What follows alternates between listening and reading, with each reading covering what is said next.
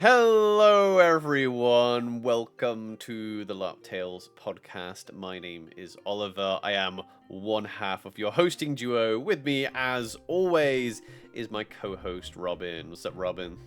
Hey, Oliver. We are going to finally get round to our part 3 of our recap of Empire LARP Event 3. The summer solstice. It feels like E3 was just forever ago. It feels like this is just I think it's like a month. It was like over a month ago. Yeah. So yeah, we'll get into our ending of our recap. This will be the last part. Before all that, though, we'll go over the housekeeping. If you are new to the Two Having to Roll channel, make sure that you subscribe. Please like this video, comment down below. If you're listening to us on a audio platform like Apple Podcasts or Spotify, leave us a 5-star review. We do also have ways to support us in other ways down in the description and the show notes. We have a Patreon. There is a referral link to Empire LARP that you can use to get a discount on your first ticket. There's also links to other links basically down there that you can support us in that way if you want. You're of course under no obligation to do so. And with that all out of the way, let's get into our recap of E3.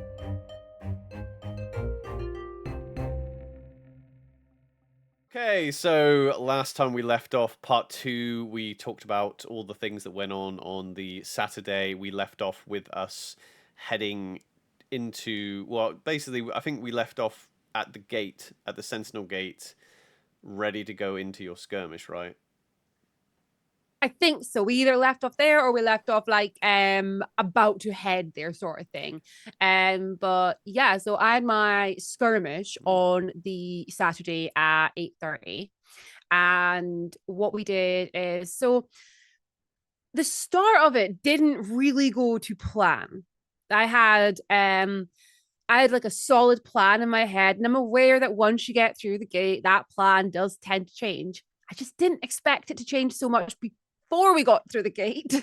So we got there, and normally what you do is you line up. The other skirmish comes back. You all sort of like, you normally have a good 5-10 minutes to all line up, get ready, do a little speech, open the gate, and off you go. This time though, we didn't actually, because we were waiting on something to come back and nothing came back, we weren't able to line up until like something stupid like 8:28 or 8:29. So we had like a minute or two to try and get people that we needed on the skirmish actually in the lines ready to go. And then the gate was open, and I think I'd started off by being like, okay, everyone, so we're going to the bar. And then it was like, okay, and we're off, let's go. And I was like, okay, just go. Everyone knows what they're doing. It's fine. Yeah, I think you, I think you're too hard on yourself with this bit because it's like everyone was already briefed anyway. I knew you wanted to do like a little speech right before you went. You got out more than I think you thought you did. I did clock. I didn't want to like throw you off. I know I did as we were like lining up. I noticed that the mage was already opening the portal. So as soon as the portal spell is done, the portal is open, and the mage was already doing the portal spell before you even start speaking. I was like, well, there's no like. As we were lining everyone up, they were already doing the portal spell. So I didn't want to be like, oh, by the way, we have to run straight through, because I thought that would just panic you even more. But it didn't matter. Everyone knew what it didn't matter, and like was. it was good. Like I was so glad that the mage was there ready just to go and just getting that portal open, like because they also like jumped straight into action as well, which was amazing. Yeah. And yeah, we just kind of went for it. But yeah, I'd done a thing where I'd briefed everybody privately, even people that I was like, oh, I don't know if they'll definitely make it onto the skirmish. I still gave everybody a brief so that everyone knew we were splitting into 3 groups. Everyone knew we were having 2 flanks and that we were trying to steer all the Druj together. That's what everyone knew. So I think I touched on it last time, but the skirmish was heading to the Barons, and we were heading to the Barons to beat up some Druj and some Winter Heralds. Now, the place in the Barons that we were going to, because it told us like the place and everything that we were going to, is a heavily wooded area. So I was in my head, I was like, this is going to be in the woods. We're going to be in those woods. So we got through. I mean, you And the thing is, I know. Can I just say, like, I know because you've said this a few times, but remember, like, even if it's in the open field, it's still next to a heavily wooded area. Like, pretty much everywhere we go to in the Empire is heavily wooded because there's yeah. woods always, like in the skirmish field, so it's always going to be heavily wooded. Yeah. So yeah, anyway, we went through and it was in the actual open field, which I'm always quite happy about. Because it's good fun just having a big fight in the fields. And essentially it was a kill count. It was just kill everything. It was like, hey, here's a load of Druj, a couple of heralds, just killed a lot of them. And that is pretty much what I said to everyone. I said, we're not trying to bring anything specific back. I think I'd given like specific instructions to several people. So we had a couple of people there with our mass calls. We had a mass entangle and a mass weakness. I had a group from the Crimson Reapers there, and the Reapers, their job was to keep those people that were doing the mass calls safe and to loot everything that they want to loot. Like that was their kind of job. So I was like, yeah, just keep them safe. They need to be safe no matter what. And then we can just focus on everything else. So I went through and you had the right flank and Arcadian had the left flank. So as we were heading in, it was a bit scattered. There was some Druj up in the far end of the field, like near the gate.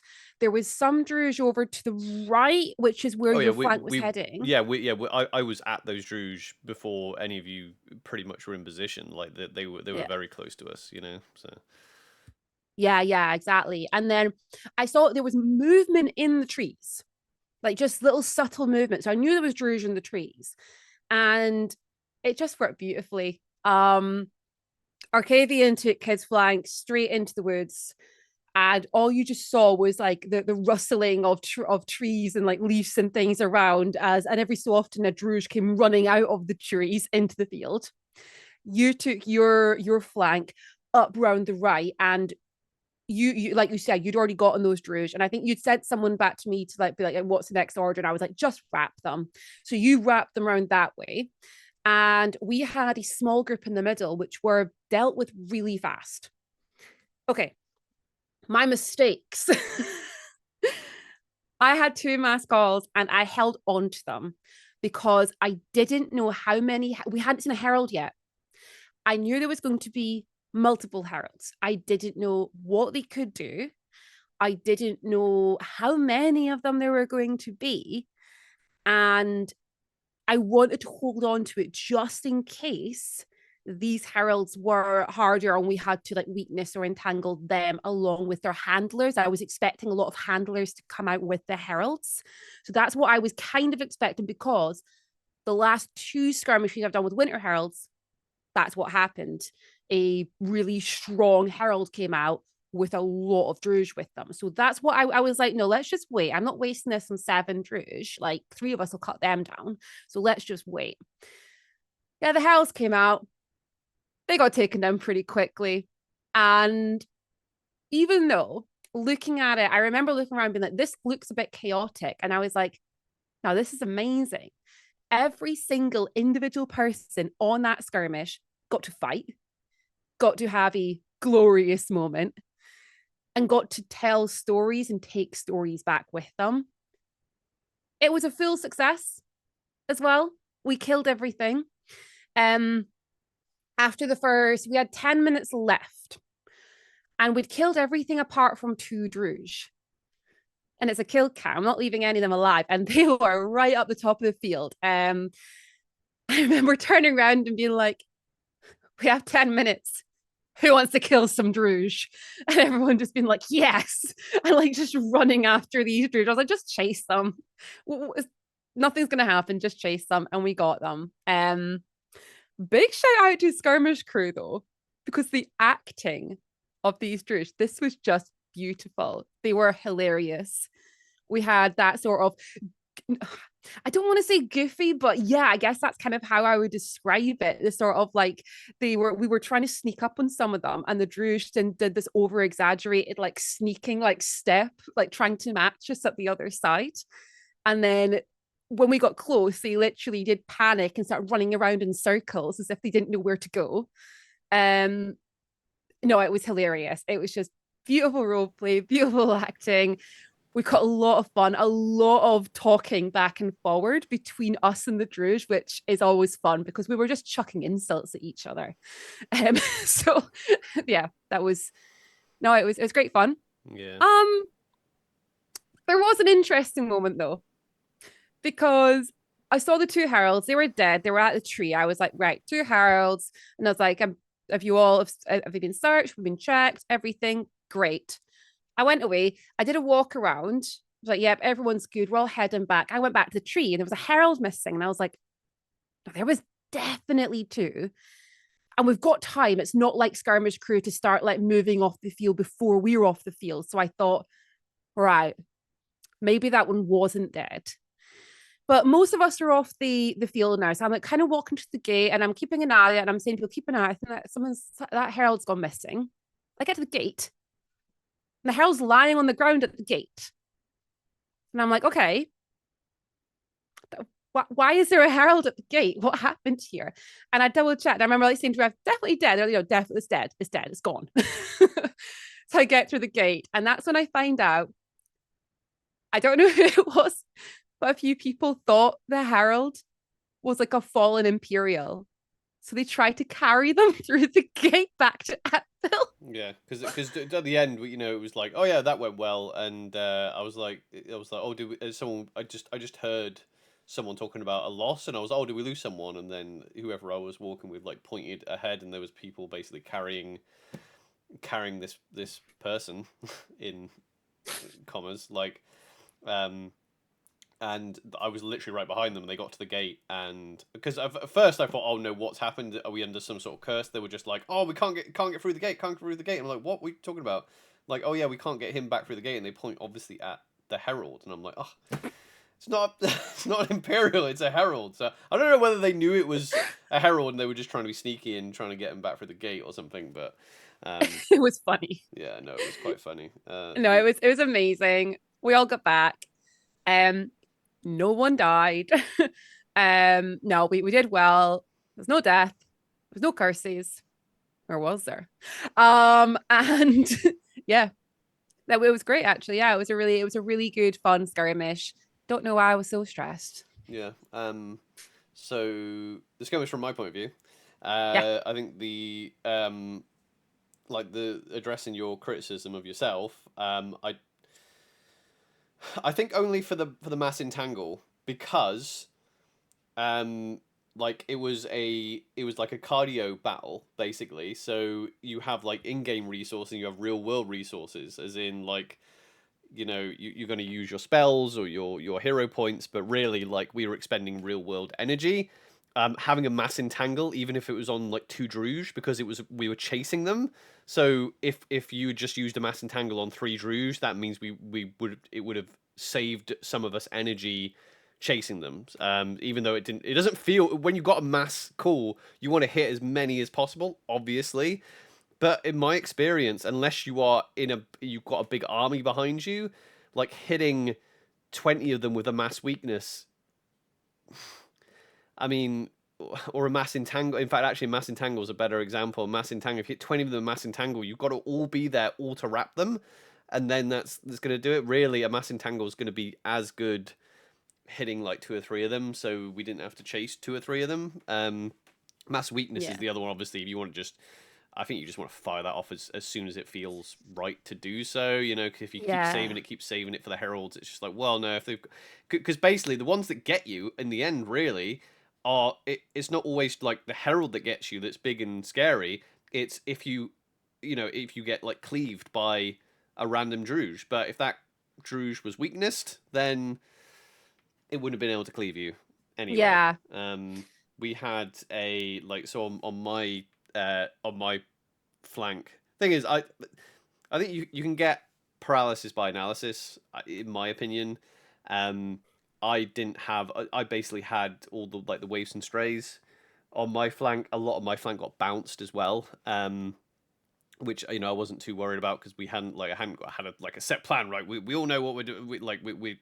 I want you here, you here, you here. That's how some people organize their houses or whatever. But I was just like, no, I'll just take a flank, and either they follow my lead or they don't follow my lead, whatever.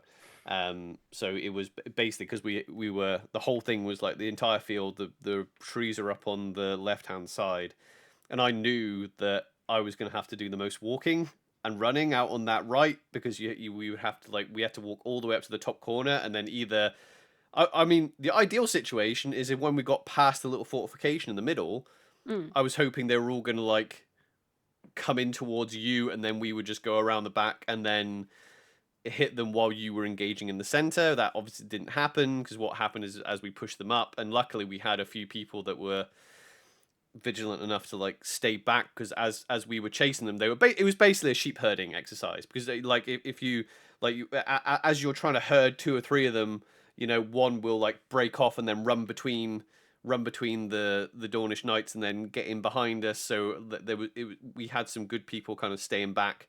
We weren't just a solid line, because that doesn't work in those circumstances either. If you try and do a whole big line going up, and then it was just a case. I mean, I also had quite a few new players with me as well, which is good, because they're more likely to panic, but at the same time they're more likely to follow your lead and not run off and do what they want. So yeah, I was hearing the same. Oh, they're trying to draw us out. I'm like, I know, but they can't. I know, I know they are, and so they're trying to draw us in. So I'm like, I know. Don't worry, I know the tactics. That's another good thing about skirmish crews. They know the briefs of the different barbarians, so they are then predictable. Because that's the thing. If you say the Druj fight like this, but you're fighting other players that have never fought as Druj before, you can't guarantee they're going to act on brief. But at least if you're fighting skirmish crew, you know that if 5 Dornish knights run at 3 Druj, they are going to just run. They're just going to run. Even if you just walk towards them, they're not going to stand and fight you at all, unless they have you surrounded, and then that's when they go in for the kill. So yeah, we did a big loop around, and there was a bit of stalling out in the center where you guys had stopped. I had no idea what was going on in the woods, but I saw the center had stopped, so we stopped slightly, and then we kept moving around, and then it was just a matter of charging, engaging, and then we swept them all the way up and around right to the top gate, and then down into the woods. And I was like, well, things we got on traps, so it's just literally a matter of just sheep chasing us. So we went all the way down the bottom of the woods, all the way down the bottom of the woods. They kept going. I was like, right, okay, we're gonna chase them out, and that's when we started shouting, right. I think I just remember shouting, field, we're coming out, and when we flushed some more out, killed a few more, and like you said, towards the end there was 2 or 3, and we're just and then I think someone was like, oh, Nymeru, we have 8 minutes, and that's a lifetime. Let's go get them. And so we just did the thing, like you said, skirmish crew, great role playing act. This is the thing. This was the contrast between fighting in that skirmish against the Druj and fighting as the Druj on the monstering the day before, when I was complaining about people not role playing. Obviously, it was great role play. Just fighting the skirmish crew. There was also one of the Druj. I thought this was really cool.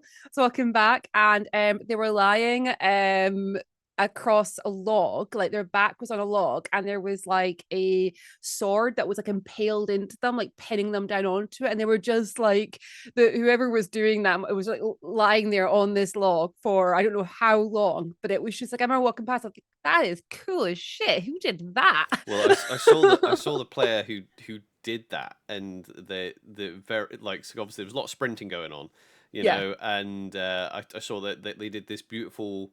They ran up, caught up to this Druj, but didn't because a lot of people will chase and panic, and then they'll kind of panic and not pull their blow, or just try and impale or it'll cleave or something, But this person literally ran up, slowed, decelerated, and was a magic user, and just went and just put his wand in front of the Druj running, went paralyzed, and then just super safe hit. And yeah, that's when it was right up against that tree. We had a brilliant mix of just absolute badasses on that skirmish. Well, it helped. Not saying, oh yeah, Dawn are the best, but it helped because we know people in our nation the best, and it's the fact that we've done skirmishes where we've had a mix of different nations. Usually, it's a good idea to have a mix of different nations, but I think the fact that it was a 98% Dawnish skirmish Oh was yeah, perfect. yeah. It was all Dawnish apart from I think I had 5 Crimson Reapers Yeah, and I had the leader for the Dunnings, so one winter mark. yeah, So yeah, 5 League, one winter mark. Everyone else was Dawn. yeah, and we had just such big like Dornish personalities there, and yeah, it turned into basically as long as we had them basically as long as we had them scattered, so we basically got to the point where we killed enough that we then had it reminded me of like the scene in like Rocky where he's doing the training and he's chasing chickens around. That's basically what it was like, it was so at one point we were just like right everyone just pick a Druj and chase it and kill it, and yeah, it was a little bit like Avengers Endgame towards the end there, you got to see everyone have a little moment, like as everyone was crossing paths trying Oh, to chase people th- down. So there was a moment where I like turned around and looked, and you just saw I saw these little individual things. I saw you like wrapping round down towards the woods. I saw the outline of the Wolfborn law in the woods and could hear a lot of shouting as the Druids were getting cut down. I saw Starash like randomly got surrounded by 3 Druids. Don't know how they got to him, but he took them down. And then I saw like Blaze oh Wintermark running out and just taking these Druids down. And I'm just like, this is yeah, amazing. so quite funny, like there was the whole thing with like Godric last year on a Night Protector skirmish, and he like panicked, and Starash was like you know what, I like it's all right, we were fine, I have all these unstoppables, I have this, I have that, and I'm like, oh yeah, you're right. So now with that experience, like I said, as we were pushing up, instead of like going in a straight line, you need people like behind, because obviously if the Druids like split off and then one or two of them get in between you and then around you, they want to go into allies basically. So as we were moving up, a few of them got through, and that's where Starash was. So I turned around. I was like, all right, okay, these ones that have filtered through, what's going on with them? And I saw it was just Starash dealing with them. And I was like, it'll be fine. I think I spoke to him Fine. later. He's like, I was not fine. I was not. I was like, Starash has got loads of unstoppables. I didn't realize he didn't have his like armor, his mage armor on or anything. Totally bad. I knew that. Yeah. She told me several times actually. Yeah. I wanted Thrash there. No, it was fine. That's the Oh, thing. Even if we went honestly, down, yeah. like it's having that experience to know that we are not in trouble. Like if one person goes Oh, down, yeah, like the unless they're Druids were at him. doing straight up executions, which isn't really No, no. Drugy tactics. It's Cold Sun tactics, but it's not. It's not a case they won't like shatter all your weapons, impale you, and then execute you. They are going to kind of shank you, and then when your friends come running over, they'll run away. So Yeah. Like the Druids got onto him, but and I was a bit of a distance from him. And I went to charge over there, but as I went, because when I went to charge and I kind of like put my arm out to like be like, sweep round. And as I went to do that, there was another one of our group, because we were so spread out, it actually worked really well, which is something I always avoid, is spreading out so much. But this worked great because within seconds he was actually surrounded by a load of Dawnish that basically just dealt with everything. Um, no, it was great fun. it was one of those that it was easy, but it's not. That wasn't a game balance thing. It was easy because of the way we dealt with it. That's the Mm, thing. Skirmish crew, when they write these encounters, and then skirmish crew have to enact them, and they have to figure out the numbers and how they're going to do the encounter. A bit like, and if you've ever done, run a D&D game or something like that, that you have an idea of what the players might bring, but when it's a scale like Empire, you're like, okay, here's 60 people. We have a feeling it might be Dornish because we're giving it to a Dornish player position to lead it. But yeah, they don't know. You could turn up with like 60 Navari. You could turn up with like a ton of battle mages or just a block of Wintermark. They don't know how you're going to approach it, because yeah. I'll be honest, like if yeah, for other groups of people, and it's obviously we had, you've basically organized several skirmishes now, and this is the first one you just led like as the main pilot and went, I don't need any help leading this. Like we knew what we were doing, and we knew how to handle that specific enemy as well. All of us on there did, and we were so well prepared. That's why it was easy. I think it actually could have been very deadly for other groups. I don't think it was just an easy skirmish that they gave us. That it was Yeah. Oh no, one no, that, not at all. Like, you know. because I think if you look at it, there was a lot of Druj. There was a lot of them, and they were spread in the woods. They were spread in the middle, and they were spread to the right. There was 2 heralds that were pretty beefy. So just with that, if we had taken any other tactic, if we decided to be like a line fight moving up, if we decided to move in a block, if we decided to stay together, if we decided to all go over to the left, any of those tactics would have seen us surrounded really quickly. The difference is we were able to surround them before they were able to surround us. And it's Dawn killing Druj and the Barons, so everybody just got a little stab happy. Yeah, no, it was fun. It was fun. That's the most fun I've had on a skirmish since that first ever skirmish we did, because it had the same energy. Remember that skirmish we did as Godric and Aranel, and like it was basically a go and ambush the Druj, because basically it was like Druj were ambushing. They thought they were going to ambush a load of Varushkans, but actually what happens was a load of Dornish ambushed them, and that's what that fight was a bit like. There was a little bit more grindy in the woods, that one, but it was just a case of let's just run them down, and we are badass Dornish knights, and they are going to run if we chart. It was nice to charge again. Basically, it was nice to be charging. We did Dornish a lot of again. charging. It was good fun. We also had like, because I always like to make sure I've got slots reserved for new players, because I want to make sure, basically, new players, first time skirmishers, those that are getting bounced quite a lot, that really want to kind of come out and skirmish, and make sure that's sort of there. And I think I'd spoken to all the main sort of like groups, obviously spoken to you and to your Kaven, and both of you, and everyone went, we'll have new players. Like everyone was like really excited by that. So I was like, right, okay. And I said, I've got like a good group of new players that want to come. I'll see how many can come on. By the time we got to the gate, I think we must have had like at least like 20 people who were like first time skirmishers or new players coming through. Or healers. I mean, that's or the one, healers. yeah. Oh, we had a lot of healers. So that was a good thing, having a load of like gun-ho experienced players there that knew how to fight the Druj, because I basically got cleaved twice. But like Seb gave me 2 newer players who were healers, and they were honestly on me. Not it like I didn't notice them, but as soon as I went down, I think I even just went. I went down. That's right. Yeah, I went down a cleave, went to one leg, and they were instantly on me. Like, well, and it wasn't just a, oh, can I? It was like, what they were obviously asking, are you at 0 or are you cleave? And they were just like, okay, what how can I help? And I was like, cleave leg, right, here we go. And they were so fast, and they went back up straight away. And I was like, this is how we fight, you know. I was like, we're in stuff. Like, if you can get a thing going, you've got real competent healers, you know, that are willing to keep up with people that are running in the front line. You're unstoppable, you know. So yeah, well done to those players that came with me from I think they were from the Crimson Lance.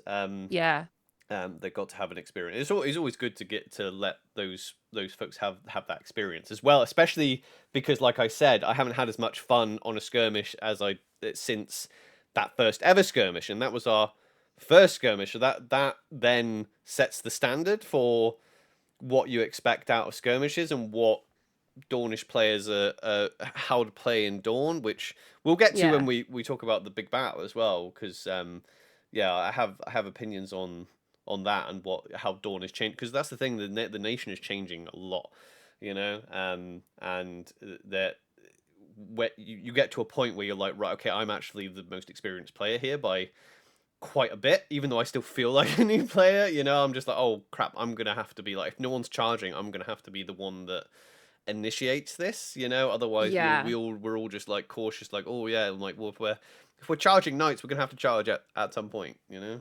So no, it was overall then really good skirmish, and it was like my first sort of time leading, and I took all the advice from all the people that I spoke to And I didn't chuck myself in the front line. I stood back. I watched everything. I gave orders to the correct people. I stayed calm and I didn't charge until it got to that last bit at the end. And there was a few left and there was a few people around me. I was like, yeah, let's gather, let's charge them down and let's end this. And that was great fun because I was like, I cannot die or go down, because that's been some of my worst experiences on a skirmish, is if the person in charge goes down and everyone kind of goes, what do we do? you Yeah. don't want panic. And I was like, No. no, it's fine. It was fine. I think the only time I think, well, I mean, a good sign is that I think I only talked to you like twice. I think Yeah. I think when we were basically we had a choice between coming over when, because our that Yeah. right was moving far up. I had a choice of, do you want us to head up and keep corralling those round, or do you want us to fall back and help you? And I think that was the only time I went, Nymeria, what do you want us to I do? think I told you to keep wrapping And around then because I you was told like, me, yeah. and that was it, done. Well, there was no confusion, no nothing. It was just like, right, okay. That does, the way you ran it as well does rely on people not overthinking it and people literally just following what you, me, and Arcavian were doing. Yeah. Even if they're not, even if they go and do their own thing, but silently, that's better than, because I've been on skirmishes before. It's like, okay, these three people are in charge, but then you have half the skirmish kind of shouting orders or asking Yeah. questions all at once, and then that becomes information overload for the person running it. They're like, oh, what? No, so. No, Well, yeah. it was a good one. Well, success, and then we learned later in the military council that it was a success, officially Yeah. a success. Officially, it is a full success in the Barons against the Druj Yeah, again. yeah. Night Protector Winter Yeah. has been successful since that fateful one when Morrigan was Night Protector. So it's been, yeah, you've been on a good run. Your past two characters. Let's just get through this last event. Yeah, so we pretty much after that we headed back. We all headed back to Dawn and just like started to relax a little bit. I think that's when I kind of suddenly sat down and was just like, oh, all the adrenaline is over, and it just kind of like dropped for a bit. And then yeah, we took some time. I think we took some OC time. We went, had something to eat, and just we needed a little bit of a right, let's just rest for a bit. Because our next thing wasn't until 10 o'clock that night, unless I'm forgetting anything. No, not really. And also, we've got so much to talk about on Sunday as well. I don't want to. I kind of want to sweep through a lot of this as well. Like, Mm-hmm. I don't want to, because we did a lot on Saturday night, but Yeah. I don't want to overanalyze it, because otherwise it's going to be a 3-hour podcast for our last Yeah. one. There was a plenipotentiary. So people who don't know what plenipotentiary is, there are there are 6 archmages, for each one for each realm of magic. The job of the archmage is to kind of talk, that there are like intermediaries, if you like, between the Eternals of those realms, basically. Once per summit, they get to basically send a message to a specific Eternal of their realm. My understanding is that the Eternal is obliged to respond. They are not obliged to agree with what you ask them, but they are obliged to respond in some way. So you won't just get a red, basically. If you write, I want to send out a parlay with a certain Eternal from the Day realm, the Night Protector. Oh my god, the Archmage of Day will be like, I want to speak with this Day Eternal, like the Cold Sun. But obviously, the Cold Sun is under enmity. They're a villain. So if they want to reach out to them and go, right, we want a parlay or whatever, they have to respond in some way. They probably, even if Yeah. it's just an fu no, basically. I refuse. Sometimes they will be like, I don't want to come under the rules of parlay. We had Scarlet on last year, who was the Archmage of Summer, and they went through everything it is to be an archmage on that episode. Go check that one out if you're interested in that stuff. So one of the Winter Eternals called Agramant is like a He's your stereotypical kind of like monster baddie, basically. Like he's a Winter Eternal that's all about like cannibalism and things. Like he's just a bad one, basically. And Yeah. so not someone you're gonna have a pleasant conversation with. I don't know if you're gonna have a pleasant conversation with any of the Winter Eternals, to be honest. But he's definitely a villain of the Empire. But there was a meeting that was happening between the Archmage of Winter and Agrement. These things usually happen within the Hall of Worlds. You need to be a mage to enter the Hall of Worlds, because that's how you get in. Because you need the portal spell, yeah, open portal spell, whatever it is, which you get when you become a magician. So, Yeah. however, there are other ways to get in. You can have like a port key, I think it's called a port key, Portkey, which yeah. is That's essentially what I've got. which is a magical item which allows you to get in, or you have a Knight Protector banner, so the Knight Protectors can actually enter. And obviously, when you're doing magic, you can't wear armor. So I could actually get in because I'm a mage, but I couldn't wear my armor basically. So I could get in, but obviously Nymira could get in with her banner. And also, And it's on my kind of, armor. yeah, with your armor, yeah. So if you have a portkey or in fact, do the portkeys allow that? I No, don't they think don't. so. No, Okay. right, okay. No, what's Interesting. special about the Night Protector banners is I was told they act like a portkey, like you can open a portal. So they act like that. But the difference is you can go in wearing full armor, So your Night Protector Winter, I mean, you were sort of obliged to go on this plenipotentiary. I will say, because I saw some conversations today online Mm-hmm. about the Night Protector positions. It was someone asking about being a bodyguard. I think it was actually Martin that had put something about that, how the Night Protectors work, and they're like, oh yeah, your job is to basically protect. You're supposed to protect the Eternals and their heralds when they're in the Yeah. parley from Imperials, as well as protect the Imperials from them as well. However, that's not a complete obligation, as in of the No. Archmage to ask you that. So that it was kind of the way people were talking about it was like a guarantee that you're going to be in all these meetings if you are Night Protector. You still kind of have to be asked by the Archmage or whoever's going to go off and parley with these and speak to these Eternal Heralds and things like that. So it's not a guarantee. It's way more likely if you're Night Protector to get in to that game, because you will Yeah. probably be like, you literally had a gift given to you by an Eternal this event, so you are going to get in that game, and it's way more likely that maybe the Archmage of Winter is going to come and ask you if you're the Night Protector of Winter to help protect. But there was other people that had other game going on with So what Agrement as well. happened? So Yeah. Yeah. So I've spoken to the Archmage Winter before, and you had an interesting plan for this event. And had a conversation, everything, spoke to him like at the event and everything. And it was like, yes, will you be there, sort of thing? And I was like, yeah, no, I'll be there. I'll be there. I'll be, standing around and I'll be there just in case, sort of thing.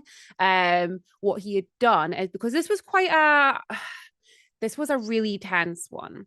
There is a lot of people who do not like Agrement. There's a lot of people who have a lot of personal revenge vendettas, plans, yeah. vendettas. Yeah, they really want to go for Agrement. So what was really important here is the heralds had to be protected in a sense. So what it did is we've got a full group who are heavily involved in this side of the game, and they actually formed a big what's the word?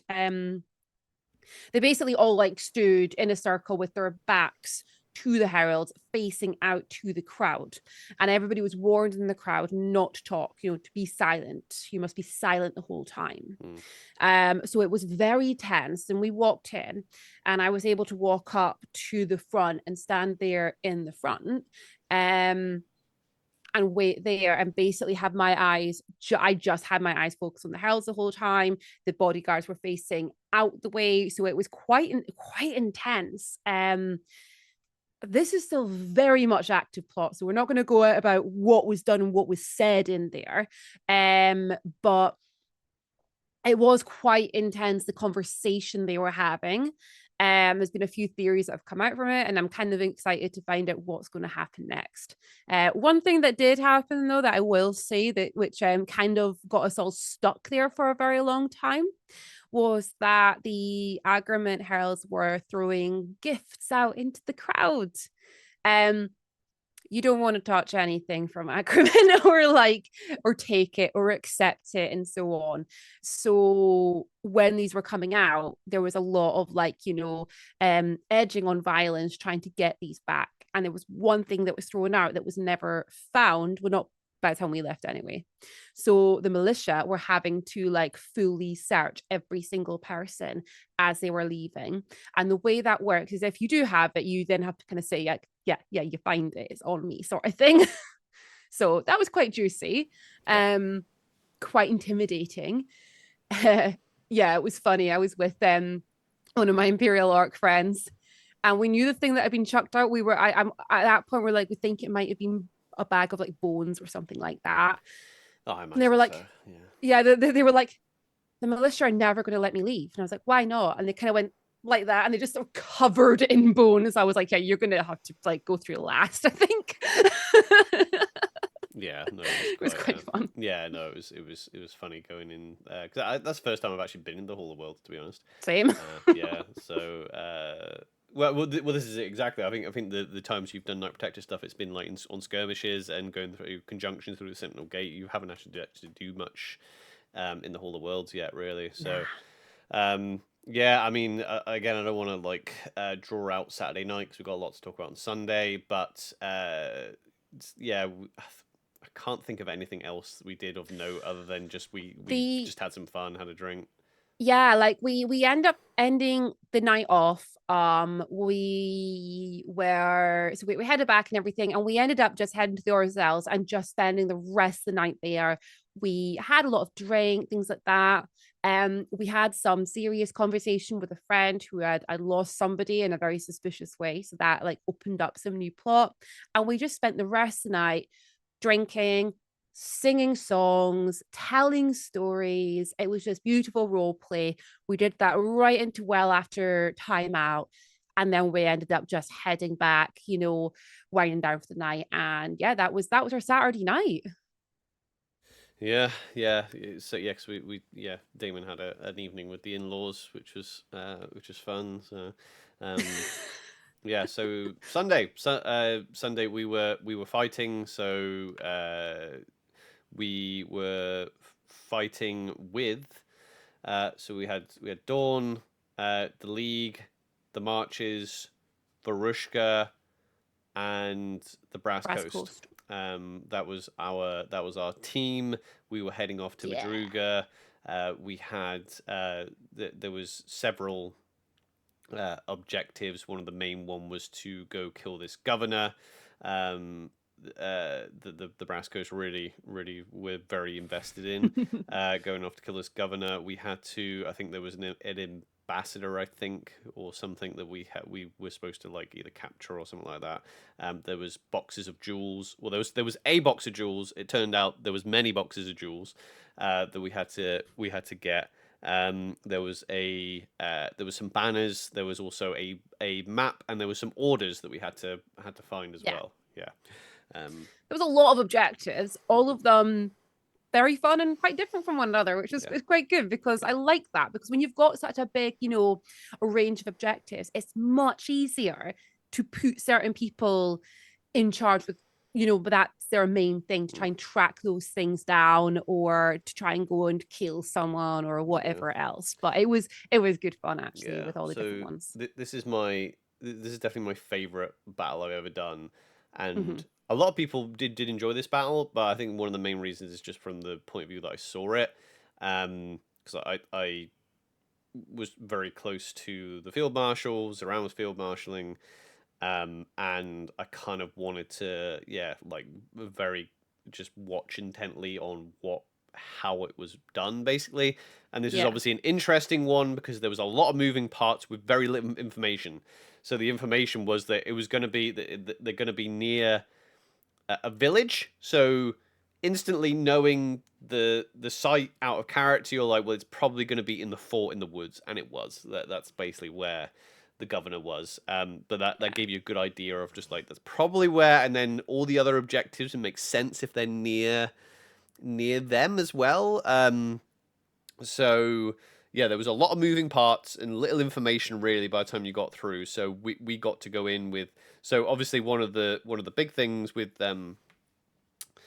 when you're strategizing which nations go through, you can say, oh yeah, because I know Dawn have gone in last and that actually worked out pretty well. Yeah. However, you have to go, no matter what position you're in, you have to go in with your nation, right? So, oh yeah, we had the Empress with us as I well thought that's this what you time. were getting at there. Yeah, Yeah, yeah, with the we went with the Empress. Empress. I forgot about that. So which was pretty cool as well, that having the Empress on board. But you have to go in with your nation now. So say if you're like, oh, ideally I want like Dawn to go in last or first, or in the middle. But if your field marshal is in the Nation of Dawn, let's say, it's just like, well, if Dawn go in last, that means the field marshal isn't on the field straight away and can't be given Yeah. orders. So it makes sense then if you think about it, like, oh, why does this nation go in first? That one. Or if your field marshal is in a certain nation, they're probably going to want to go through first. So that was one of the first tips that I picked up. I'm just like, well, okay, that's a big bearing on who you decide goes first, So obviously then we had Dawn in, because Dawn's a massive nation as well. You need to get them shifted out the way, freaking sharpish, to so all other nations can come up. And yeah, it was great because I saw. I mean, let's face it, like it was an absolute masterpiece of a battle. You know, conduction from Zoran. It was just like just seeing the information coming in and being like, right, okay, because I haven't set, because I'm usually with my nation, so like Yeah. seeing my nation just obviously go off and do their thing, and then watching the others come in and seeing how each nation comes in.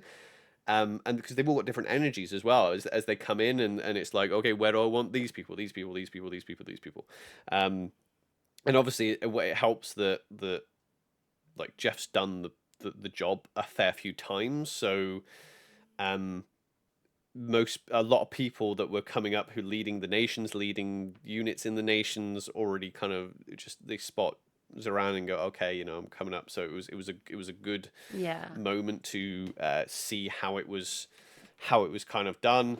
Yeah, and a lot of like just that field bit was literally just us watching each nation getting maneuvered up a bit like a total war game. That's kind of what it was like. It was like, oh yeah, well, okay, we'll double click on marches and double click on the on the breach. By the time they get up there, that will happen, this will happen, that will happen. So you do, I mean, Empire, because the way the game is, you don't actually have to take anybody's orders, right? Because it's like they don't want to take anyone's agency away, so it is completely within your right as a player. You might get some kickback from roleplay, but it's totally your right to not listen to anybody's orders. Yeah. However, if you want to win and have a good time, it's good to understand that other people have a different perspective on the battlefield than you do, especially if you're in the front line. If you're in the front line, having fought as Godric on the front line in my first year, you have no idea what's going on. You don't. You have an idea Yeah. of what's going on right in front of you. You have zero idea what is going on the battlefield. So when someone comes up and goes, oh, you're like, oh no, we're losing. You have no idea whether you're losing or not. To be honest, you don't, or winning. So usually, if a runner comes up to your unit and says this, then the people they've come from probably have a better grasp on what is actually happening than you do in that moment. So. Yeah, because you get really focused on what's happening right in front of you. So if you're there and let's say you're there with your lance and there's like 12 of you there and you're feeling like this is like, you're about to get, overwhelmed, what's happening here, and it can feel that sort of like panic, but then it's keeping in mind that behind you could be like a Marcher Bill block and then like another Dawnish lance and whatever else all coming up behind you. It's having that confidence that they are back there and they are coming forward.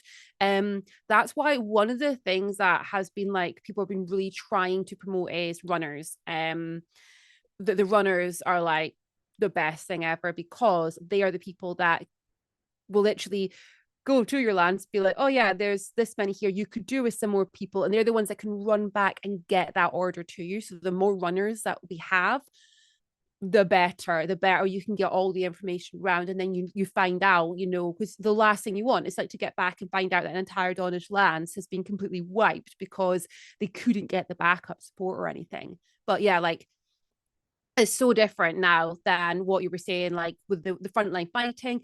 I loved being a frontline fighter. I absolutely loved it.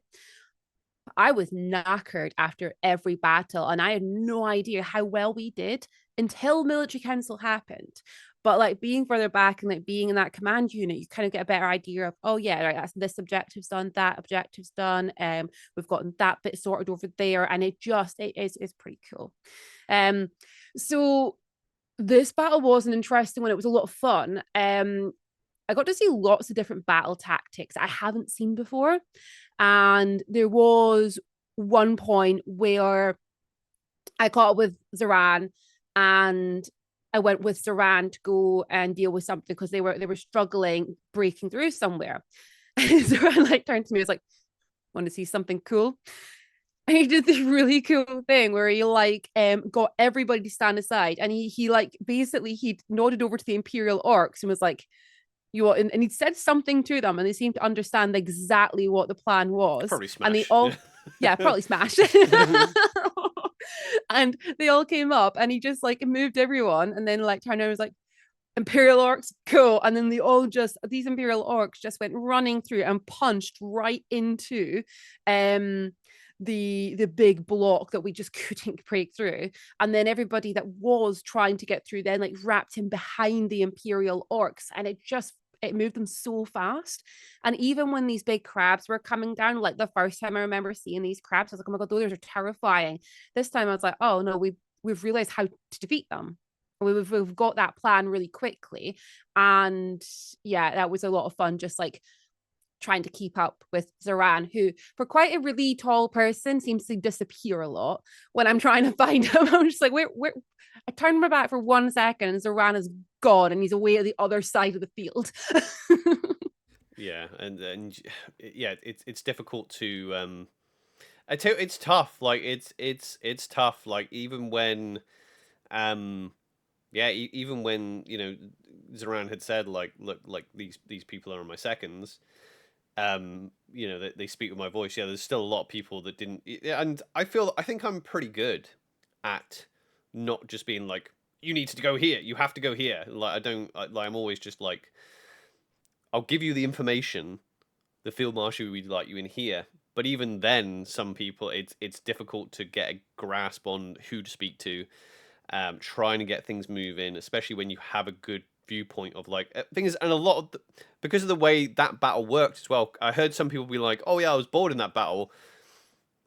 I could understand why, but some of the issues, it wasn't really an issue with some of the blocks because Dawn is now, because it was the biggest on like we were like half that field, you know. Yeah. So and Dawn is just like a swarm. We don't like. There's no. It's like herding a load of cows. Like across that breach, it was literally like every other nation were like stood in like perfect rows, and they looked like defined units. We were like, right, don't go in first, and like it was just like it was like come on, like it was like a farmer like pushing the cows across the bridge. Like, oh, we've got to wait for the, you know, when you're at on the road and you've got to wait for all the sheep to be moved from one field to the other, you know, and wait for it was like that, like like all the other nations, just the cars waiting for the sheep to get across, you know, and they're all little kind of armored, all colorful sheep, like just squishing each other onto that thing in just no order whatsoever, and it takes you forever to get over there because there's so many of you. Although you like for a heavy unit as well, you are faster, Dawn, than let's say the march, because the marches really like to do everything in a uniform way. They're very opposite like that, so technically you're faster, but because there's more of you and you just all squeeze in and go shuffle through, you know, it took ages for you all to get through, which meant that the rest of the nations like were just sat waiting. So like there was a point where I was literally on one side of the breaches, around was like, look, I'm gonna have to, because then once Dawn was through, half of the entire forces are in the field then, so you're like, Yeah. the field marshal then has to be in the woods, but the other half hasn't gone through the breach yet, but they can't get through because obviously Dawn is like still bumbling in there, you know. So there was a point where we were left in the field to be like, right, we'll tell everybody when to go through because the other nations don't want to do this like shoulder to shoulder thing. So I think the Brass Coast were already through. I think the Brass Coast and Dawn were already through, and it was a matter of just getting everybody else in, and then Yeah. yeah. I mean that's when it's really handy to have like friends in other nations because Yeah. it was way easier to be like because like Reapers and friends were an entire unit. It was dead easy with our relationship with them to be like I know exactly who to go up and speak to and be like, okay, I know like half the league is here.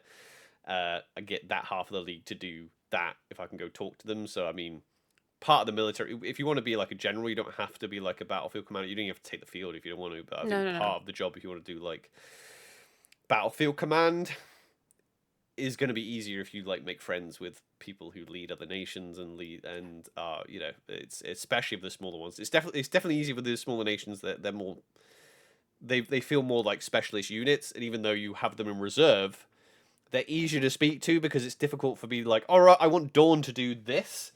I'm drifting into like OC stuff. Sorry, IC stuff now. That's probably better being talked about IC, but like Dawn has been like we've been banging the drum about like organization and communication. I think we've hit the limit. I don't think Dawn will ever be we have these 4 wings and this wing is all just like a unit and they just move all together. I don't think that is going to happen. Like Dawn will never like stand there like the League and like the Marches do. You know, Nah. just like perfect rows of just like, and you're just like, right, I can see where you are. You're a nice little package of warriors. Can you go here? I don't think Dawn's ever going to be like that. No, we fight with each other too much. Like as soon as you put too much of us close up together, we're just like, well, glory, you know. But the thing why is, are they in front of me? that's how I fight, you know. So there was a great moment in the national marshals meeting, right, like on the Saturday night, where and it was Seb that was leading Dawn, and there was like I think everyone was going, oh, so we were trying to figure out what lances are in what wing, where the wings are, this, that, the other, and then they're like, oh, hang on, because I was like, I'm technically a lance captain because I wanted to vote in the lance captain's meeting. And I was like, no, we have 8 in Mortaire. I'm like, that's a lance. I get a vote. And then Seb was like, just going, oh yeah, we have these people are in this lance, and then we have this lance. And he was like, oh, hang on, where Damon, where are Mortaire going? And I'm like, have you met my house? Wherever the fuck they want to go. Just like so. I will say that's not a criticism of like, oh, Dawn should be like rank and file because that's part of being Dawnish, and that's how I would fight my character anyway. If I had nothing to do with command, I would just be like, I'm just going to fight wherever the fuck I want, basically, you know, because it's all about personal glory. Yeah, we do like honestly, we do have a house that is filled with we do have like our 8 fighters there, and our 8 fighters have got friends in different lances and different groups and different wings and everything, and they end up just we get on the field and just go. Yeah, that was quite a funny moment. But yeah, like going into the woods again, there was a lot of stalling out because people it was there was just a lot. There was just a lot going. There was a lot going on, and fucking hell, my nation, I love you, but like I was talked earlier about like charging. I wish we charge more, and yeah, like you got to get moving, you know, and it's like if you're 50% of the fighting force, and we're going in the woods, and the other 50% are all coming in behind you, you know, you got to get moving. And obviously, I know it's difficult. You're hitting lines, but we're Dawn, motherfuckers. Like that's our job. We're like if we're gonna be ones that are the battering rams, then you need a batter, you know. So a lot of it was trying to encourage like. Let's hit them. You know, if you bounce off them, okay, you bounce off them. But let's go. Let's be aggressive. You know, like we have. Basically, like that was like one of the big issues at start is that we had, like you said, Oliver, like so many people out in the field, and they physically couldn't get through because there wasn't any space. And then when we kind of went ahead to the lines, but what's happening here, and we've got lots of Dawn there line fighting and being like, oh, we need more support here. And it's like, well, your support can't get in because there's not space for your support. You need to make space. We need to just punch through. We need to charge them. We need to make them run because or do every something. bit we move them back, we get more in. Like Yeah. the League of Fallen Asleep out there waiting to get in. Like, Yeah, well, that's just it. like, can we go in now? But even Dornish Lances were saying the same, because they were literally like, oh yeah, we're bored because we were just like stood there. And I was like, yeah, because the problem is if you have like a line of, you had like a line of 2 deep Dornish people like panicking, be like, oh no, we have to hold. There's a sea of Grendel. I'm like, yeah, I know, but like you have 50 Dornish knights behind you. Like, you need to move and let them forward. If you're not doing anything, rotate out. Or if you're the commander of that lance and you're stood there like, okay, well, and you feel like you're not doing anything, just take a step out and be like, okay, well, let's take a step back and see where else we can be. Then maybe I can move my lance here, maybe I can move my lance there. Rotating out does work well. Like it's Yeah. it works well because it gives everybody that sort of like reminder of, there are a lot of people here, there's a lot of fighters, we're fine, we're okay, we can do this. But it's also that fresh perspective each time. And as soon as a few people start like charging and start pushing it, and you get the right sort of people in there, then everyone's like, yeah, we can do it. And that's contagious. That sort of like thirst to charge them down becomes contagious, and everybody wants to do it. It's just that initial like, okay, take a deep breath, we're fine, let's just take them out, we can do this. Should we talk about the fun moment? So there was at one point, obviously things were there's lots of moving parts. There's no point in getting too into the nitty gritty of it. But at one point, literally, because we were acting as like, obviously I was just kind of shadowing, really. I mean, my main job was just like, if Zoran dies, then I guess I have to kind of give the briefing and give the orders and things like that. I think that's the base of the job of the second. But a lot of it was just like, watching him tell runners where to move things, and if there wasn't a runner available or runner wasn't enough, then it was a case of, right, I need, or being eyes and being like, oh, can you just go see what is happening over there? So that's the other thing as well. When you walk up and you're just like, okay, what's happening? Sometimes people take it personally. As in role play, they take it personally. They're just like, you're like, what's happening over there? Like, oh, we're doing this. And I'm like, I know. I just need to know. Like, how are you doing? How are you doing over here? Do you want some help? Yeah, and sometimes you give the information. Like, I remember, the Brass Coast were quite bloodthirsty towards the end. I remember I walked up to them and I was just like, look, this is happening in the center. It would be great if you were there. And they were just like, no, we're doing. I'm like, okay, you're fine. You if you feel like you're doing the job here, I'm just giving the information, just giving you the information because you might want it, because that was the thing. There was basically what was happening. We were clumping up, so there was like a whole Dornish wing kind of in the way of everybody, and they were like, oh, but when you like zoomed out a bit, it was just like, well, you're kind of in the way, so I had to like walk around them and see what's happening right on the right hand side, and then we had like House Wolfborn, just like 4 or 5 of them holding off the entire right, and half of them were on the floor and things like that, and I'm like, you all right? Do you want some help up here? And they're like, no, we're fine. But fine. Yeah. But then the Earl was like, actually, we could probably use some more up here. I'm like, cool, I'm on it. I love how Wolfborn, like in that situation, because I've seen that a few times, and they seem to be quite used to being like a small group against another big group, and it's the way that they're always quite calm with the whole, no, we're fine. I mean, if you've got more fighters, we won't turn them away. We're okay. Yeah. As he's cleaved on the ground, fine. Yeah. I think the best way to deal with Dawn, and maybe not just Dawn, but maybe every other nation as well, is not so much like tell them exactly what to do or what not to do, but just giving them opportunities to be heroic. A bit like you said, what Zoran did with the orcs. It's not a case of just going, orcs, you have to go do this. It's more of a, right, you ready to smash? Yeah, okay, let's go. Open the line. This is going to be a real cool orc moment. Go smash, that type of thing. Like, and we'll get to, because there is a moment where it comes up. But anyway, there was a moment where Zoran was just like, okay, I need, like, that is stalled out, and just pointed at the big clump of like Dornish people against this line of Druj that just like, basically we just needed to push that line back towards the breach so we could get in around, so we get more people to the fort. which was obvious when you looked at it, but when you walked up to the front line, they were just a little bit snowblind at what was going on. So, and Zoran was just like, okay, just go over there and being fucking inspiring and heroic, all right? And I'm like, okay. So yeah, that was the moment where, and somehow, I just like, right, I'm gonna have to be, and this, like, we were talking about this on a call last night. Like I've been playing this game for like almost complete 3 years now.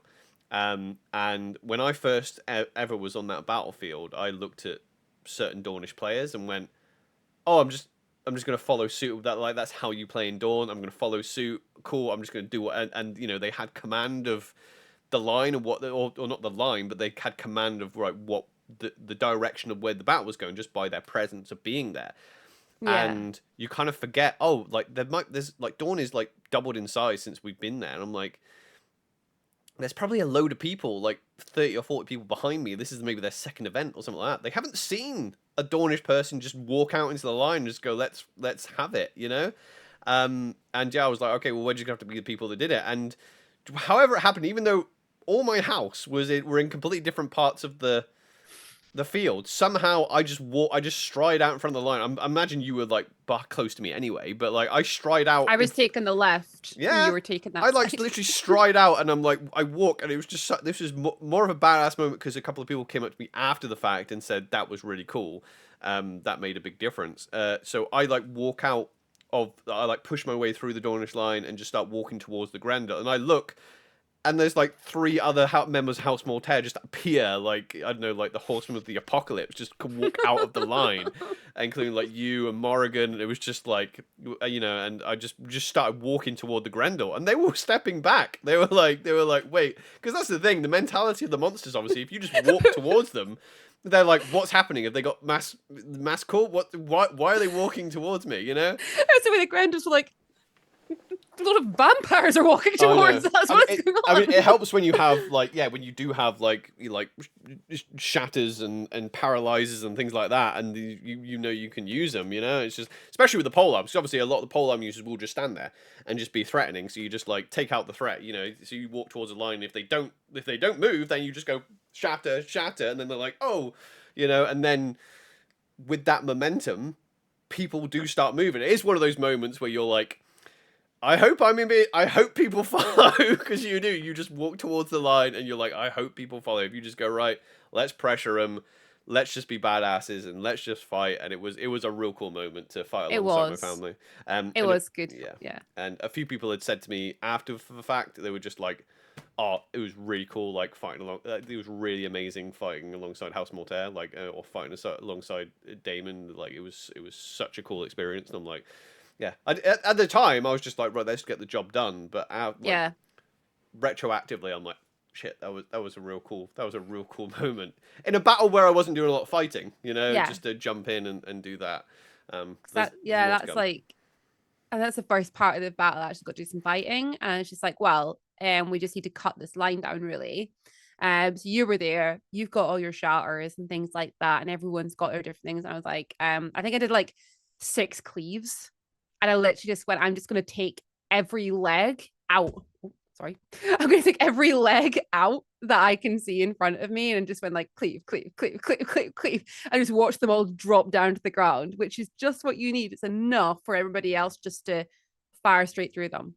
Yeah, because it was just when I pressuring them. You know, when you because that's the thing. All they needed was pressure. There's just like, just pressure. We have like a ton, because when you know we've got literally hundreds of players behind you getting bored because they got nothing to do, and you're just like, literally, it is just one line of Grendel, and then really, because where the line was actually positioned, if you push them, they were just going to go into the breach, and then they only had either field to run to or deeper into the woods. So I'm just like, just pressure them, it'll be fine. So yeah. I think this is where I actually took my first hit. Bloody arrow to the leg. Honestly, Grendel and their arrows. I don't know if anyone else is in the same, but I'm getting so sick of dodging arrows. Luckily, I keep forgetting I've got Relentless as well. I forget all the time. I literally am on the ground like, wait, no, I'm fine. Remembered. got relentless.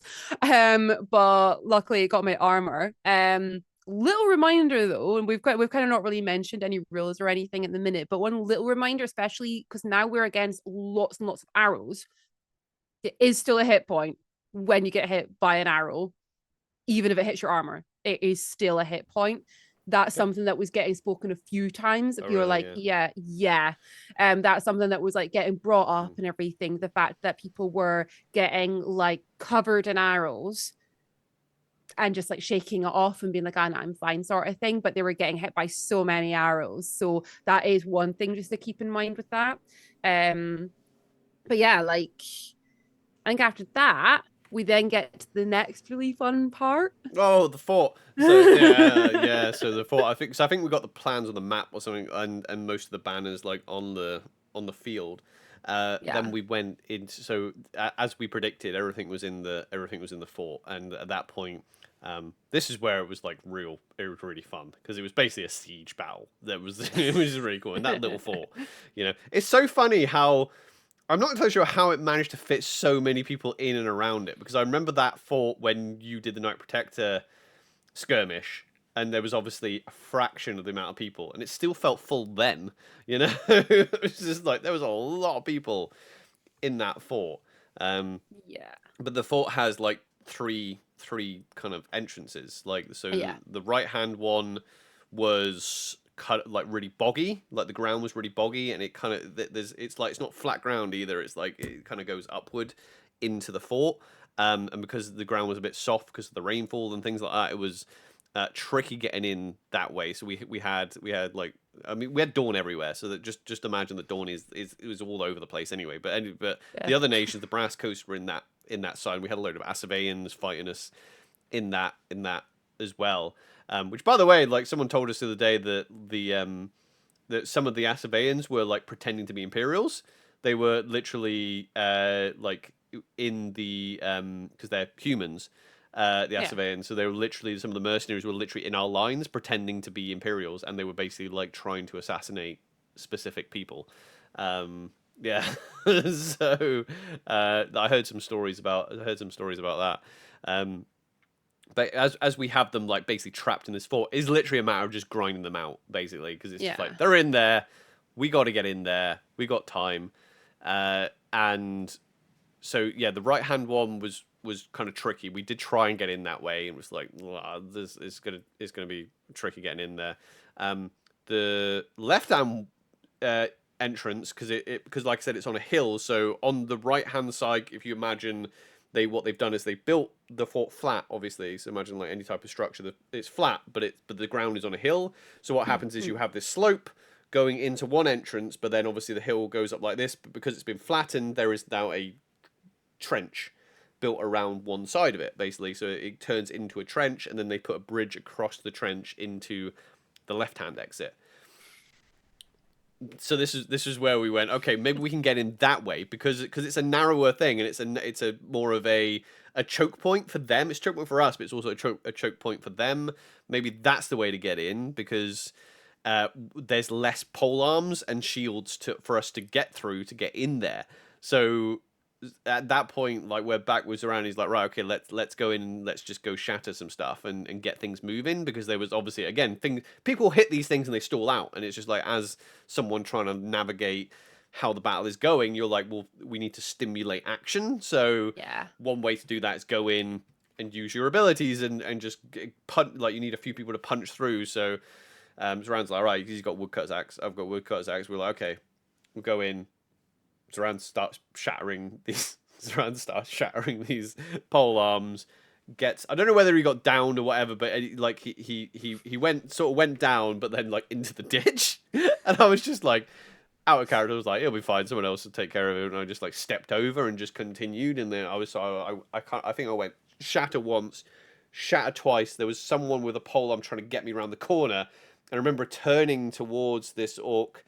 And I go to try and shatter, and then I just kind of hear a go, go, go, go, go, and I'm like, what? And the line of about 3 Grendel like open, and this crab, the giant crab, just like runs at me on the bridge. And there's a couple of pictures that I'll put up of me just getting like, so I end up with, so anything their claws touch gets shattered. And I was like, oh no, like, I had nowhere to go. I had like loads of Imperials behind me, and there's obviously a ditch either side of me, and so this crab just comes running out of the fort. And I was like, oh no, and it literally ends up with one of my arms and my sword in each of its claws, and literally just keeps moving, and I just get woof, and just get yeeted off this bridge by this crab, and I'm like, ah, crap. And it's funny because I didn't see it at the time, but then I think there's like like a freeborn general, like obviously out of character, try and make sure I don't fall. Like it's like as I'm being thrown off the bridge, you know, because there's obviously people then led down that have been ended up in the ditch. And then yeah, I was really annoyed then because then I had to go get my sword fixed, which is really annoying. So... It's what you were like, take my arm and leave my sword. I know, I was like, oh, damn it. And then I was like, damn, I need an artisan or a mage that can use mend or something, you know? So that was obviously then, you know, we couldn't, so, and then along that side, we had a load of archers. Like, the archers were just having a great time, like, firing into the fort. There were archers in the fort firing out as well. So the archers were literally trading blows, which is really cool. Like, it's a real cool siege thing, you know? I like that type of thing. So we couldn't get in there. We couldn't like, so, you know, we tried to have our little Helm's Deep moment of just like, toss me, you know, we tried to punch through there, couldn't. And it was like, okay, well, our only other option is the front entrance, which is the widest entrance, but obviously that it has the biggest line of defenders along it. This is where it comes into like, give people opportunities to be heroic and make them feel useful. It's very difficult, obviously, to get people moving when they've got people behind them, people in front of them. It's not level ground. There's lots going on. There's lots of information. But obviously, if you hit a line, and the idea was like we need to like spread out and get people like in and out, basically, because otherwise you've just got like 7 to 10 people just looking at each other, like poking at each other. So to punch through, we needed, the best way to do it is like mass repels and things like that are one thing. There was people who had a mass repel. I think in character I'll speak to that because I think I've spoken to a couple of them anyway. I think the best way to deal with frustration with mass calls, just grab a ref and just be like, hey ref, I have a mass call, can you come with me please? And then the ref can facilitate the monsters taking the call, you know, where you want it. Just say, hey, I'm going to aim it there and hit these people, and they will be like, okay, you're all repelled, and they will let other people know behind the people that are repelled. So it's fine. That's an experience thing. We can like talk about that with people for the future. But the main thing we were trying to do is like get people into that fort. So that was when I had like, I think the Lavender Court did a real good job because they were like, they literally came up and were like, hey, where do you want us? Where are we the most useful? You know, that's great for any type of unit to come up and say, hey, we have this. And at that point I went, okay, I did my best. I think it was me and like, I think like Guy was there basically, obviously saying this, being like, we need to like rotate people out. And they were like, okay, well, so we tried to let the front line know as much as we could. If you don't have any abilities, rotate out. And then all I did, I just walked because there was loads of people just kind of stood around that because we couldn't really, there's lots of people that couldn't get near the fort. So lots of people just kind of stood there. And it's amazing how many people have abilities that they could use in that situation. So I just walked out in towards a load of Adornish and Imperials and just started shouting as I'm walking. If you have shatters or strike downs, get into the gate. If you have shatters or strike downs, get into the gate. And people were, oh, that's me. You know, people were literally standing around, like, oh, I've got that. And people were literally running in, doing 1-2 shatters and then get out. You know, and that's kind of how we ended up eventually getting in. Honestly, it was great. The communication there was great when it came to a case of we ended up getting like 6 or 7 people ready, and they all had shatters, and we just kind of did that sort of like, okay, are we ready? Open up, fresh shatters, in you go. And they all went running in and just took down a whole line, and then ran out afterwards because they fired all their shatters off, and that allowed the big like fighters to come in and then move it forward. And yeah, like it was a lot of trusting one another, trusting your other Imperials that are there with you, and just working together to roll them and just to get in there. Because it was getting to that point where, like you said, there was so many people standing around who clearly wanted to start fighting, but we needed to get in there. We needed to start pulling people out and actually make that happen. And yeah, it was great. It was great fun. It was really successful. Yeah, I mean that's the peak of what you want. Like short of having an actual castle, you know, like that's the peak of what you want. That type of thing to be. I did love Yeah. it, and again, I think it was unique from the viewpoint of where I was watching the whole thing from. Because I think if you were at the back and you were, I don't know, a healer during that engagement, it might have just been a lot of waiting around and just okay. But from the point of view that I had it, it was just it was so fun. Then, but when we got in the fort, the role play was great from the monster crew because like the target the mayor was like on a palanquin eating grapes and things like that, being like, oh, everything's fine before they got just like killed. It was I didn't, hilarious. yeah, I didn't see them actually go down because I was like, obviously, because by the time we got in there and it looked like they were doomed, the freeborn were already like talking with them and things like that. I was like, they're screwed. So that was it. Like you knew the battle was done. Yeah, and the whole thing was a complete success. I think we got. Yeah, I think so. Yeah. I think we got everything apart from maybe we couldn't. I don't think we could figure out who the ambassador was. I think, or whoever it was we were trying to figure out who they were. You know, to talk to. I can't remember. Yeah, I'm not sure about that one. I know that we didn't know how many boxes of jewels we had to have. I think that was quite funny, like afterward realizing how many boxes we got, and then went, well, how many boxes were there? Did we get them all? Yeah. That was one. But we got like a lot of the main things we're after. It was yeah, and then we just all started heading back, and just yeah, it was really cool to see the emperor out there fighting alongside us as well, and there's some fantastic shots of them as well. Oh yeah, no, there was some good. There was and yeah, because I think the emperor were talking with the Grendel and or the Assaveans. I think Yeah. so. Yeah, that was quite cool. That's that kind of like political stuff. So we were like, oh yeah, our job's done. And then then we had basically a cool little moment where we were just like, yeah, let's just watch everyone walk out, you know, in their big Let's blocks, you just know, stand and look cool. just stand and look cool as everybody leaves.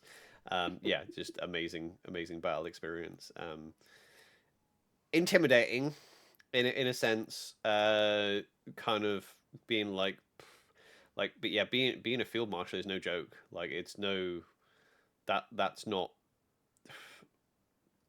like to be honest, unless God, I honestly I think even if you had like hard skills, like you know if you have like military or tactical experience or something, even then that probably wouldn't prepare you for a first ever event doing field marshal. Basically, it's No. that's a rough that's a rough course for anyone, I think, to jump in there and do that. It's not. I think you could fast track it, I guess, but you need people because the way the field marshal works is that military council, the generals vote on who the field marshals are for day one and day two, basically. So if you go in there being like, and people do like just throw their hat in the ring and be like, oh hey, I'll lead, but they have to have a lot of faith in you to be like, yeah, we'll give you a go. We'll give you a go at this, at getting this done, basically. So, and so yeah, you need a good amount of generals on side to, because obviously you don't any imperial citizen can be the field marshal. You don't need to be a general or anything. Yeah, exactly. You don't even need any experience. But like I say, yeah, you're probably going to need some experience of like having been in a skirmish, having Yeah. fought different enemies like the Jotun, like the Grendel, and maybe have some connections in other nations as well, and have an understanding as well. It's one thing I've noticed this year is we've had a bit of a mix up. We've had a bit of a yeah, I guess that's the right term. A bit of a mix up of the nation combinations because I feel like the first couple of Yeah. years we played, it was always Wintermark and team, and then it was always Dawn and Navarre and team, and then Yeah. then Yeah. it was Navarre and Wintermark and team for a little bit, and we never fought a Wintermark, and then all of a sudden now we seem to be switching a lot more with who we're fighting with, which is it's way working. better. It's quite nice, but yeah. Yeah. Exactly. So yeah, and I guess after the battle, we ended up obviously heading back to Dawn. I don't think we did too much before the actual military council was back on again. I don't think we did too much. Yeah, we don't want to bore people with military council stuff, really. We went back. It was successful. It was great. We all did great, and I got to hear my skirmish read out and get told it was successful. Successful. So, there we go. Yeah. Yeah, I got to do some adjuting stuff as well, which was cool. Yeah, so that's obviously E3 all wrapped up. We've got E4 coming soon. We are going to be sorting out a what to do at E4 video. So I'll put a post up like normal. I'll put that in the Empire Facebook group. But if there is something happening at E4, if you are a player organizing something and you want to send those details through, if you could do that, that'd be amazing. Yeah. And then I can make sure there's lots of exciting things for people to do at E4. Yeah. There's already a lot of amazing things happening at E4, so I think it's going to be a really like packed event, which will be good fun. Yeah, I want to apologize for not doing the E3 what Yeah. to do. Unfortunately, it's one of the most popular ones for people to go to. It's right in the middle of the summer holidays, things like that. So lots of people go to it. Unfortunately, it is also the shortest time period between E2 and E3. So it's technically 5 weeks between E2 and E3. And just with life and things like that. And we did so many podcasts in between then as well that we just, because basically we missed a week after E3 doing a podcast. Then we did recap part 1, 2, and 3. And then we were like, when are we going to get to record? I don't know. We've got all this stuff to prepare. I was very busy at work. Robyn was very busy. Not you were working up until the summer holidays because right up until exactly. So so that was the start of the summer holidays anyway. E3. And we just didn't have time to record. And then by the time we actually had time to record, we're like, well, it's going to release on Wednesday. And also we need to do research for this one. We had to literally, we just didn't get around to asking, oh, what's happening in all the nations at E3? Because I know a few people messaged and were like, oh, is there going to be one? I'm like, I'm really sorry. The E1 episode that we did of what to do E1 first time is always a good one to go to because we talk about generically what is good to do in Dawn, what is good to do, like what roleplay prompts can you use with the Brass Ghost, blah blah blah. So that's always a good one to go watch. But we'll try and do one for we will definitely do one for E4 because even though it's been a month ago, like there's literally 6 full weeks between E3 and E4, so we've got plenty of time. So do you want to wrap up and say goodbye? Yeah, fantastic, cool. If you enjoyed this episode, make sure that you follow and subscribe on all the platforms so you know when new content is posted. Give us 5-star reviews on audio platforms if you can. That just helps people find the content. It just lets more people, it puts our content in front of people. This is the thing, is like we love it when people subscribe. It's really handy if you subscribe and listen to the content as well, because that means that basically algorithms, people demonize algorithms, but it just basically means that YouTube knows where to put our content. If you go, oh, I'm engaging with this, I'm gonna give it 5-star reviews, the algorithms and all these platforms go, oh, I'm going to put it in front of people that might enjoy this type of thing. That's all it does. So we appreciate if you do that. It's completely free to you guys, and we have other ways of supporting us down in the description and show notes as well if you're interested in that. I think that's it from us. Awesome. Right, we'll see you at the next one, guys. We love you very much. Stay safe. Bye. Bye.